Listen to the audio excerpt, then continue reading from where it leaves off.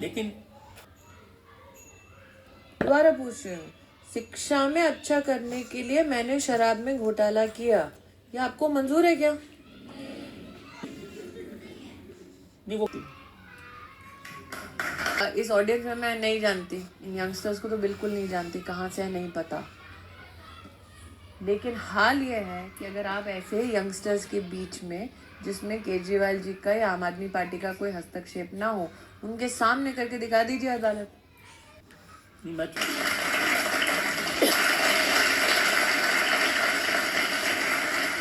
दायित्व था अल्पसंख्यक का, और चुनाव में जितना वो दुर्गा पाठ कर रही थी तो उनके धर्म का तो आपको अंदाजा हो ही गया होगा। मुस्लिम, क्रिश्चियन, पारसी, जैन, बौद्ध, सिख,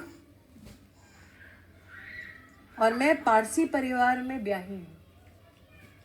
पारसी पूरे विश्व में 55,000 रह गए बस। तो आप तो सबसे बड़ी माइनॉरिटी हुई। लेकिन मैं आभार व्यक्त करती हूँ कि उन्होंने जब हमसे चर्चा की तो कहा, an Indian can not be a minority in his और हर ओन कंट्री। मेरा देश है भाई, इसमें बहुसंख्यक हिंदुस्तानी है। क्या करती हूँ? क्यों? मैं अपने संवैधानिक और प्रशासनिक इतिहास के माध्यम से कह सकती हूँ रजत जी, जब मैं शिक्षा मंत्री थी, आईआईटी का काउंसिल था, तब आईआईटी के काउंसिल में पहली महिला चेयरपर्सन इस सरकार ने जो चिन्हित की, टेसी थॉमस। इसलिए नहीं चिन्हित की क्योंकि वो एक क्रिश्चियन महिला है, इसलिए क्योंकि she is the missile woman of India, Tessy Thomas. किसने बनाया था उनको देश का राष्ट्रपति? भारतीय जनता पार्टी ने बनाया था। आप मुझ पे आरोप मढ़ते हैं कि मैं एक हिंदू हूँ जो अल्पसंख्यक मंत्री हूँ। पहले सब मुसलमान रह चुके हैं और सारे ऑफिसर्स को मुसलमान होना चाहिए, आपका मेरे ऊपर आरोप है। मेरा आरोप नहीं है। लेकिन आज मैं कहती हूँ, अल्पसंख्यक मंत्रालय के माध्यम से राहुल गांधी ने भी इसी सत्र में मुझसे एक सवाल किया लिखित में। एक तो हमने उनको सवाल करना सिखा दिया।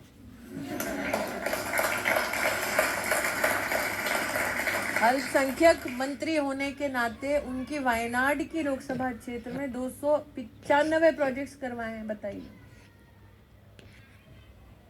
फिर राहुल गांधी क्यों? मुझे बहुत खेद है इस बात का रजत जी, मेरी आज तक राजनीति में कभी किसी ने गोत्र जात नहीं पूछा था। किसने कहा था उनको ये चुनावी हिंदू बनने का ढोंग करने के लिए?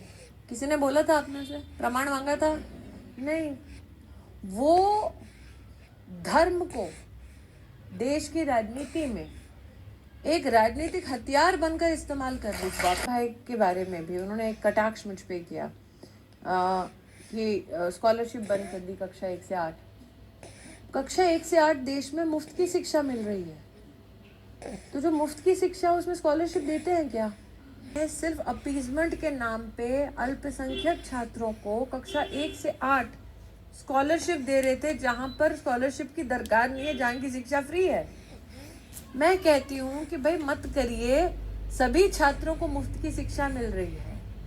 तो उन्होंने कहा कि आप अल्पसंख्यक विरोधी हैं। इसके लिए जब वो एग्जिस्ट नहीं करती तो मैं 40% बजट बढ़ा के करूँगी क्या?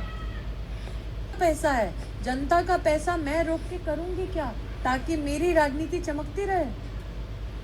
आज जब हम बजट में सुने, उसमें हम कहते हैं क्या सिर्फ एक ही विशेष धर्म के लोग यहाँ पढ़ सकते हैं? नहीं।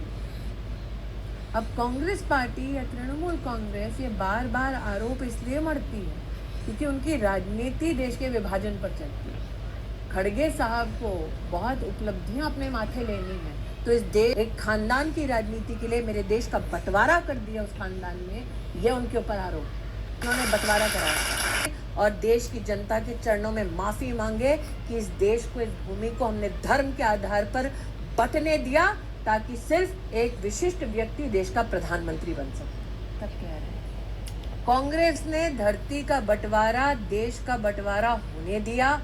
कांग्रेस बार बार हिंदुओं पर कटाक्ष करती है और हिंदू को सेकंड क्लास सिटीजन मानती है कांग्रेस पार्टी। जितने भी संसाधन है उस पर देश का हक नहीं, एक विशिष्ट समुदाय का हक है। ये क्या बंटवारे की राजनीति नहीं है? यहाँ तक जांच की आप बात कह रहे हैं, एक विशेष राज्य में कानून व्यवस्था की दृष्टि से क्या कदम लिए जाते हैं, उस पर टिप्पणी ना करते हुए, मैं जानबूझकर इसलिए टिप्पणी नहीं कर रही हूँ क्योंकि निश्चित रूप से योगी जी भी पधारे किसी न किसी दिन अदालत में। मैं नहीं जानती, आई एम सॉरी, यहाँ पर कौन किस धर्म का है। मैं पूछना भी नहीं चाहती आप में से कौन अल्पसंख्यक परिवार से, लेकिन आपके निश्चित रूप से अल्पसंख्यक परिवारों में मित्र होंगे।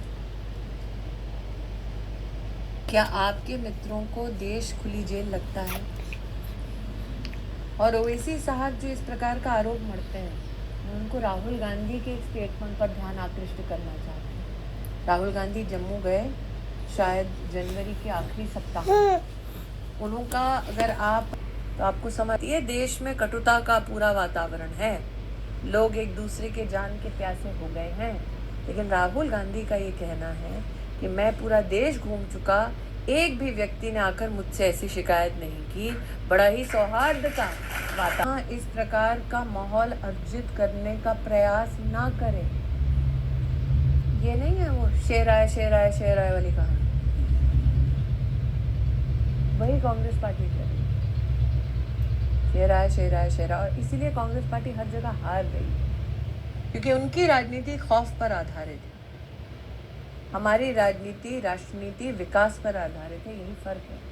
मेरा जी से ये है कि हम आजकल टीवी चैनल्स के थ्रू या मीडिया में देख रहे हैं कि ज़्यादातर नेता लोग मंदिर जा रहे हैं, पूजा कर रहे हैं, तो अचानक से ये बदलाव क्यों देखने के लिए मिल रहा है? आपका इस बारे में क्या कहना है? था नेतृत्व ऐसा देखा कांग्रेस पार्टी में, जिसने 2019 के चुनाव में आकर सड़क पर नमाज अता की, और फिर जैसे ही विधानसभा का चुनाव आया तब जाकर मंदिर में घंटी बजाई। अगर आप मात्र धर्म की बात करें तो इस्लाम में मूर्ति पूजन वर्जित है। कि जो लोग इस प्रकार की विविध राजनीतिक एडवेंचर्स करते हैं, वो राजनीति का मजाक उड़ाएं चलेगा, धर्म का मजाक उड़ाना बंद करें। आज मैं आपके सम्मुख हूँ, लेकिन निश्चित रूप से आप मेरा गोत्र नहीं जानते। लेकिन कोई राहुल गांधी का गोत्र पूछे ऑडियंस में, 2-3 लोग निश्चित बता देंगे। इसीलिए हुआ कि जब हम कहते थे कि 3 करोड़ लोगों के लिए घर बनाए, वो धर्म की बात करते थे। जब हम कहते थे 10 करोड़ लोगों को आयुष्मान भारत दिया, वो धर्म की बात करते थे। जब हम कहते थे कि 11 करोड़ महिलाओं को टॉयलेट बनाकर दिया, वो धर्म देते थे। कि 32 करोड़ मुद्रा योजना का लोन दिया, वो धर्म की बात करते थे। लेकिन धर्म का पालन तब नहीं किया जब विदेश में जाकर हिंदुस्तान को गाली दी। ये जो कोट पर जनेऊ पहनकर घूम रहे हैं, उनको अपने धर्म के बारे में शायद एक चीज़ नहीं पता कि प्रभु राम ने कहा था, जननी जन्मभूमिश्च स्वर्गादपि गरीयसी, मेरी जननी जन्मभूमि स्वर्ग से भी महान है। और ये तब कहा जब सोने की लंका उनको अर्पित की जा रही थी। उन्होंने कहा मुझे नहीं चाहिए, मेरा देश मेरे नाव में नजर आते हैं। तो अगर प्रभु राम का मात्र ये श्लोक याद कर लें तो शायद लंदन में जाके देश को गाली देना बंद करें। उन्होंने खुद अपने फेसबुक अकाउंट पर लिखा और बताया, वो नहीं जानते कि पाप का पैसा प्रभु के काम कभी नहीं है। सीधे लोग पूछने ये दी है तो कि जनता ने दी है। कहती हूँ पैदल गए तो फिर सीधा करना ठीक है। गधे को तपस्वी बना दिया, वही जनता की उपलब्धि है। तपस्या के बाद जी राहुल जी महान इसलिए हैं, अरे मैं महान बोल रही हूँ, जीएसटी से वही ढूंढ सकते हैं। भगवान से नोटबंदी पर व्याख्यान की अपेक्षा मैं आपका ध्यान एक बात पे आकृष्ट करना चाहती हूँ। जिनका आपने अभी क्लिप देखा, वो एक राजनीतिक परिवार में पले बढ़े हैं। इसका मतलब राजनीति उनके दिनचर्या से अछूती नहीं। मैं कहूँगी कि चाहे पार्टी हो या उनका परिवार, जो लंदन में उन्होंने कहा वो उनके अंदर का जहर है जो उन्हें उगला। बोल रहे थे वो कि सोशल मीडिया पर पता है कि कांग्रेस की मैं जीवन भर की दुखती रग रहूंगी, और उसका कारण यह है कि राष्ट्र के इतिहास में पहली बार कांग्रेस के राष्ट्रीय अध्यक्ष कांग्रेस के गढ़ में चुनाव हारे। नॉट अ पॉलिटिकल जोक कि उनको 2019 में बनारस से लड़ना था। अब मुझे खुशी है कि बनारस में उनको लग नहीं रहा कि उनकी दाल गलेगी। तो पहले तो उनको बहुत आभार कि बनारस में कांग्रेस जीत नहीं सकती मोदी के साथ। लड़ेगा शर्मा जी, मैं नहीं जानती 24 में कि अगला आपकी अदालत हम अमेठी में कह रहे जी, आपको 40 साल बाद अमेठी में अब ऑडिटोरियम बन रहा है, उसमें आमंत्रित करती है।